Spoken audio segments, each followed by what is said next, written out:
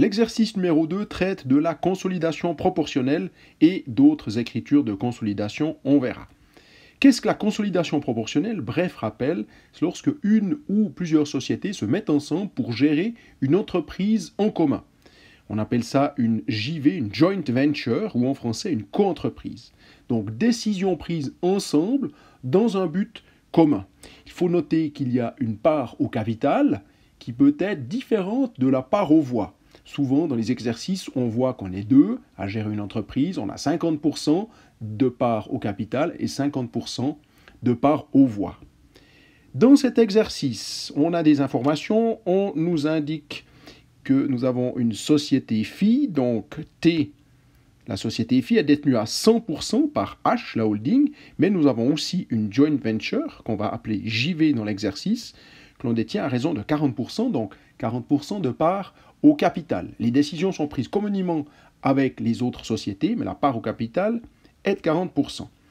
À ce niveau-là, on nous indique aussi que la consolidation, c'est tout en bas, c'est donc ici à ce niveau-là. La consolidation doit être effectuée à l'aide de la feuille de consolidation sur la page suivante.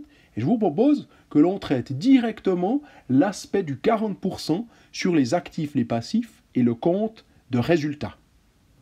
Je vais donc maintenant intégrer le 40% de cette joint venture de JV. Je vais prendre tous les actifs et tous les passifs. J'ai 150 d'autres actifs à 40%. Cela me donne 60.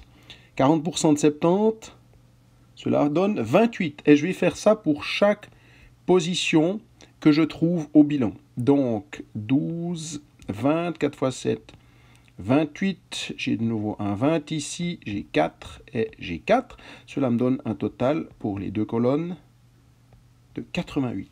Je vais faire exactement la même chose avec le compte de résultat.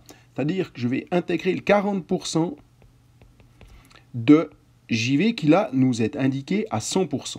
J'ai donc 160 de vente, j'ai 120, 4 x 5, 2, 40% de 85, cela me donne 34, et 40% de 10, cela me donne 4. Un total de 160. Ça, c'est la première chose à faire. C'est une aide à la résolution de l'exercice qui nous est indiquée ici. Je prends le 40% de tous les actifs et tous les passifs et le 40% de tous les produits et de toutes les charges.